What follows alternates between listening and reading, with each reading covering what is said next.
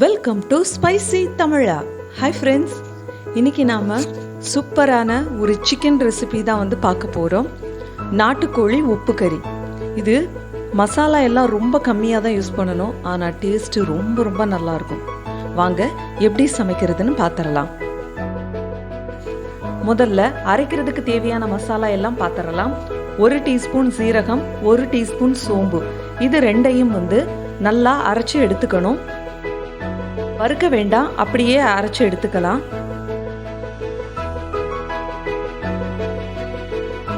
சட்டி நல்லா சூடாயிடுச்சு. இப்போ நான் எண்ணெய் ஊற்றிக்கிறேன். இந்த ரெசிபிக்கு எண்ணெய் கொஞ்சம் ஜாஸ்தி தேவைப்படும், ஏன்னா சிக்கன் ஃபுல் அண்ட் ஃபுல் இதிலே தான் வேகணும். 1 டீஸ்பூன் சோம்பு, 15 வத்தலை 2ஆ உடைச்சி வச்சிருக்கேன், அதை சேர்த்துக்கிறேன். சின்ன வெங்காயத்தை சேர்த்துக்கிறேன். இது எல்லாம் நல்லா வதங்கணும்.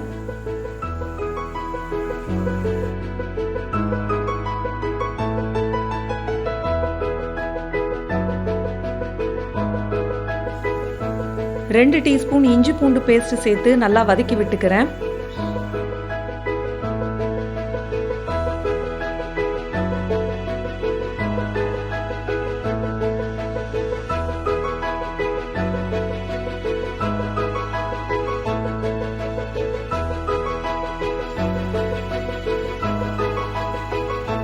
இப்போ கருவேப்பிலை சேர்த்துக்கிறேன். 1/2 டீஸ்பூன் மஞ்சள் பொடி சேர்த்துக்கிறேன்.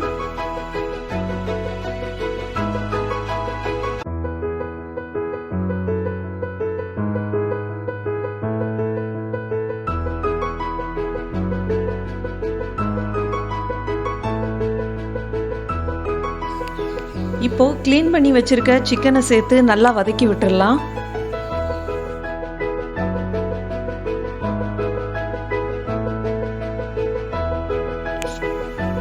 சிக்கன் முழுக்க முழுக்க இந்த எண்ணெயிலே தான் குக் ஆகும்.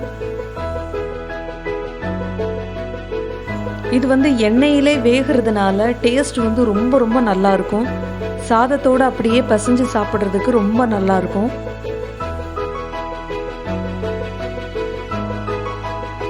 இப்போ உப்பு சேர்த்துக்கிறேன்.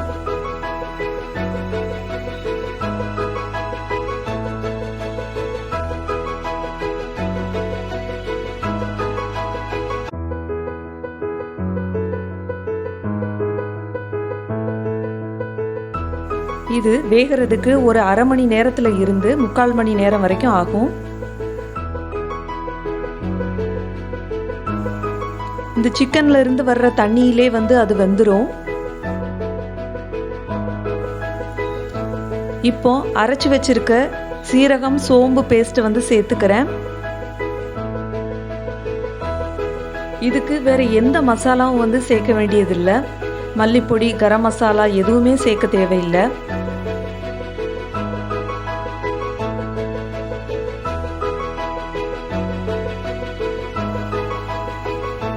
இப்போ 1 டீஸ்பூன் விளக்கெண்ணெய் சேர்த்துக்கிறேன். விளக்கெண்ணெய் எதுக்காக சேர்க்கணும் அப்படின்னா, சிக்கன் ஏற்கனவே சூடு, அதை தணிக்கிறதுக்காக தான் விளக்கெண்ணெய் சேர்க்குறோம். அதே சமயம் விளக்கெண்ணெய் சேர்த்தா சிக்கன் சீக்கிரமாக வெந்துடும், நல்ல பஞ்சாக வெந்துடும். அதுக்காக தான் இது சேர்க்குறோம்.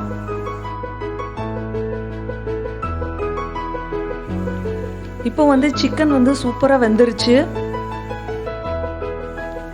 பார்க்குறதுக்கே ரொம்ப நல்லா இருக்குது. எண்ணெய்லாம் ஃபுல்லாக பிரிஞ்சு வந்துருச்சு. இது சாதத்தோடு பசைஞ்சு சாப்பிட்றதுக்கு ரொம்ப ரொம்ப நல்லா இருக்கும். ஃப்ரெண்ட்ஸ், நீங்களும் இந்த ரெசிபியை வீட்டில் ட்ரை பண்ணி பார்த்துட்டு எப்படி இருந்ததுன்னு மறக்காமல் என்னோட கமெண்டில் ஷேர் பண்ணுங்கள். இந்த ரெசிபி உங்களுக்கு பிடிச்சிருந்ததுன்னா லைக் பண்ணுங்கள், ஷேர் பண்ணுங்கள், மறக்காமல் நம்ம சேனலை சப்ஸ்கிரைப் பண்ணுங்கள். அப்படியே பக்கத்தில் இருக்கிற பெல் ஐக்கானையும் கிளிக் பண்ணுங்கள். திரும்பவும் அடுத்த வீடியோவில் நான் உங்களை சந்திக்கிறேன். வணக்கம்.